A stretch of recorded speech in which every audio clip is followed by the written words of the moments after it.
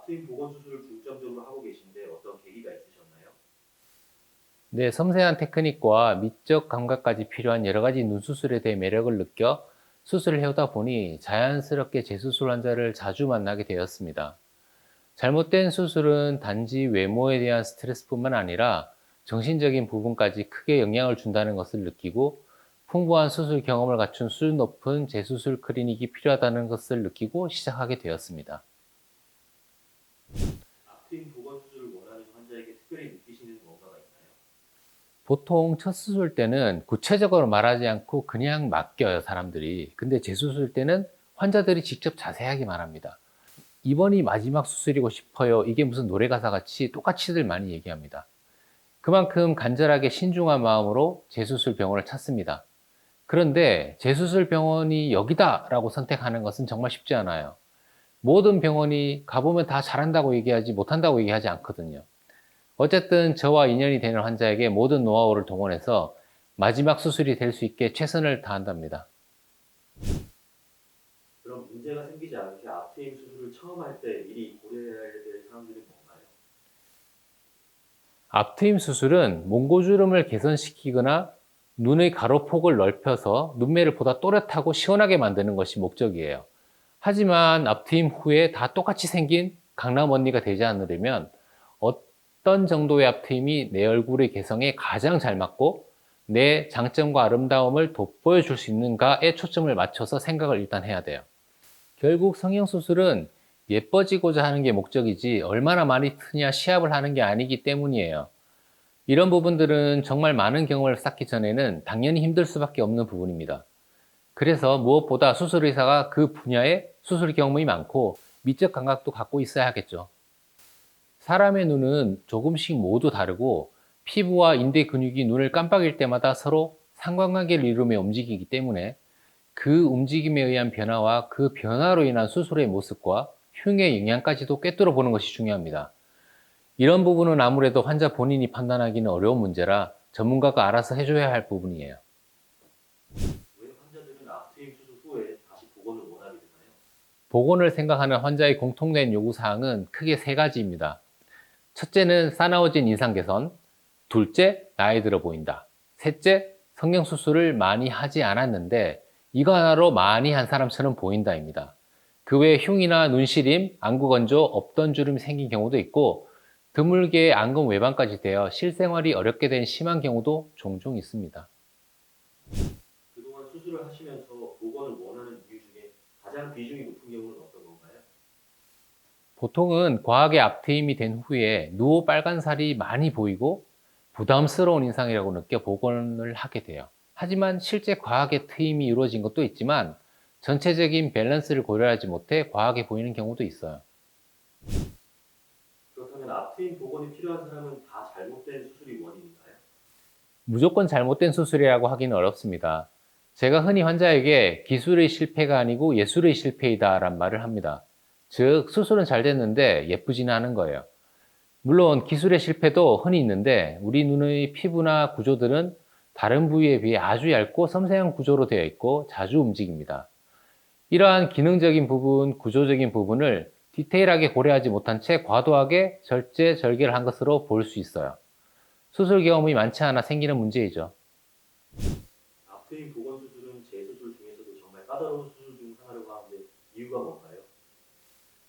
부작용이나 불만족을 겪고 있다면 눈 부위에 아주 미세하게 부자연스러운 부분도 마치 돋보기로 보이듯 잘 보이게 됩니다. 실제 보건 수술 시에도 0.1mm의 차이로 결과는 차이가 커요. 눈의 피부는 얇고 예민한 조직인데다 이미 손상된 부위를 다시 수술하기 위해서는 섬세하고 정교한 수술 테크닉이 요구됩니다. 단순한 복원이나 외관상의 흉터 제거 정도 수술만 하는 경우에는 아주 까다롭지 않을 수도 있지만 이미 손상된 눈 앞머리의 내부 구조들은 이미 조직이 잘려 없어진 상태에서 정상화시키는 수술은 고도의 테크닉이 필요한 게 사실입니다. 또한 복원 후 자연스러운 눈매로 변화될 수 있는 노하우, 다시 벌어지지 않도록 하는 노하우도 매우 중요합니다. 하루에도 눈을 깜빡이며 수도 없이 움직이기 때문에 피부층의 봉합 또한 구조 조직들의 움직임이나 주름 등을 충분히 고려하면서 자신의 눈 곡선미와 어울리도록 이루어지게 된다면 더 이상의 재수술이 없는 만족스러운 결과를 얻으실 수 있을 거예요. 병원을 선택하기 전에 좀 알아둬야 할 것도 있을까요? 뭐 기초 지식이라든가. 우선 내 눈의 구조와 조직들을 잘 이해할 필요가 있습니다. 수술법에 대한 장단점을 판단하려면 기본적인 지식이 있어야 도움이 될 거예요. 아무리 상담을 잘해주는 병원이라도 아주 기초적인 것을 오래 설명해주기는 쉽지가 않거든요. 쌍꺼풀이나 앞트임 성형에 대한 관심이 있다면 몽고주름이라는 조직을 잘 이해하는 것이 중요합니다. 몽고주름은 동양인의 눈 특성으로 앞머리를 덮고 있는 일종의 피부 주름인데, 이렇게 얘기하면 간단하지만 이 속에는 무수히 많은 변형과 눈의 움직임에 따른 텐션의 변화 때문에 이것을 어떻게 교정하느냐에 따라 수술의 결과가 크게 달라질 수도 있어요. 또한 눈도 작고 얇지만 움직임을 제어하는 인대와 근육 등의 조직이 있어서 이러한 기능적인 역할을 하는 구조에 대해 어느 정도 이해하고 있는 것이 수술법을 이해하는 데 도움이 됩니다. 수술 전 내 눈 상태를 사진으로 보면서 충분히 상담을 하는 것이 좋습니다.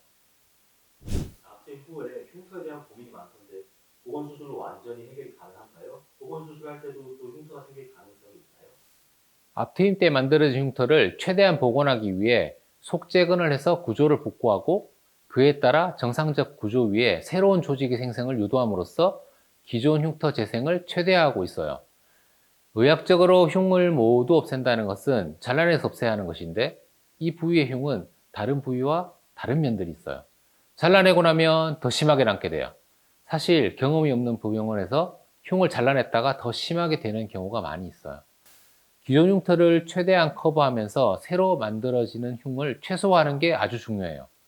이건 경험과 수술 시에 조직을 세밀히 순간순간 분석해내는 능력이 아주 중요합니다. 그렇다면 수술 후에 흉터를 빨리 회복시키는 것도 중요할 텐데 어떻게 하면 가능할까요? 모든 수술은 일단 흉터를 만들게 되잖아요. 일단은 생길 수밖에 없는 흉터이지만 봉합 시에 얼마나 철저하게 하느냐에 따라 결과는 많이 달라질 수밖에 없어요. 제 경우는 흉터가 이미 있는 피부의 봉합은 원칙에 충실하되 수술의 노하우가 많이 적용이 됩니다. 정상적인 피부를 봉합하는 게 아니라 이미 앞트임으로 흉이 있는 피부를 다루는 거라서 교과서대로만 진행이 되진 않아요. 정말 섬세한 작업이 필요하고 또 수술 후에 상처가 빨리 재생되도록 PRP, EGF 성장인자들을 사용합니다. 1분 1초라도 자연스럽게 빨리 회복되도록 돕는 것이 제 바람이죠. 기능적인 문제도 없으면서 최대한 자연스러운 결과를 내려면 어떤 수술 노하우가 필요한가요? 일단 이 수술이 본질은 인공적으로 틀어진 구조를 원래의 자연스러운 구조로 되돌려 놓는 데 있습니다. 왜냐하면 수술을 아무리 잘한다 하더라도 인공적으로 만든 구조가 원래의 것보다 완벽하긴 어렵기 때문이에요.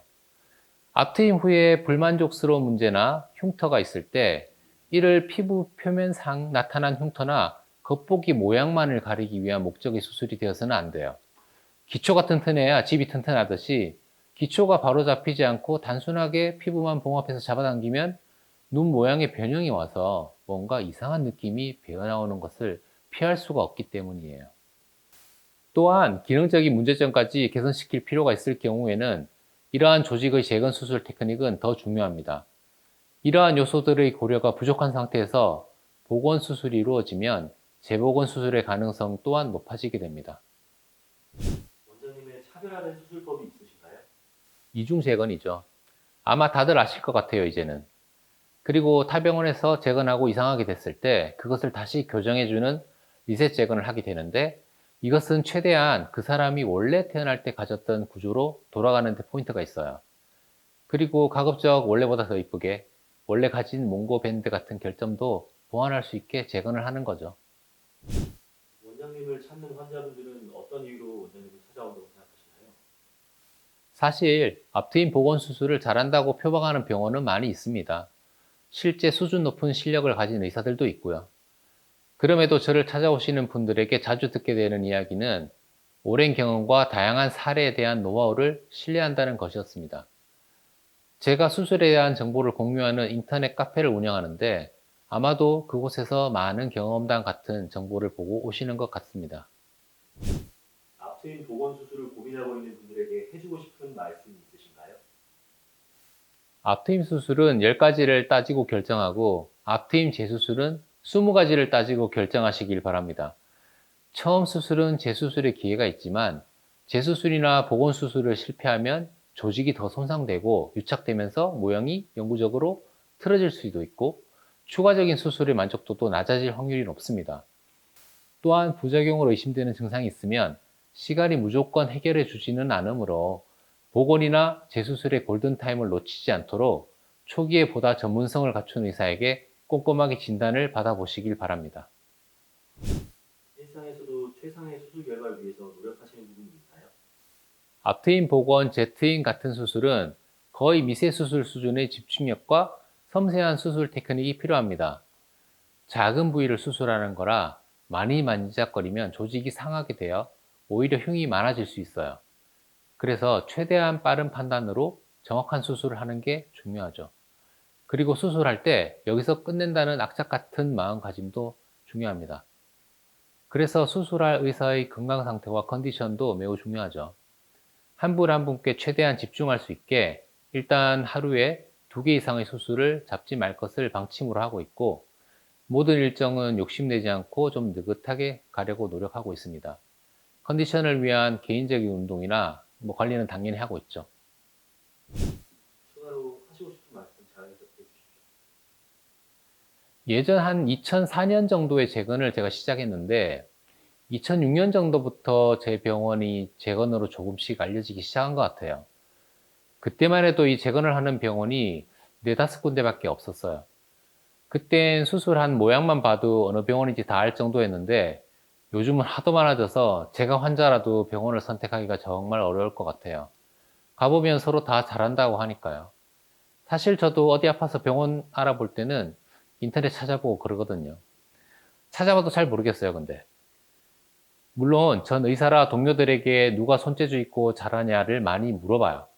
수술은 정말 손을 많이 타요. 같은 수술법이라도 누가 하느냐에 따라서 너무 달라지거든요.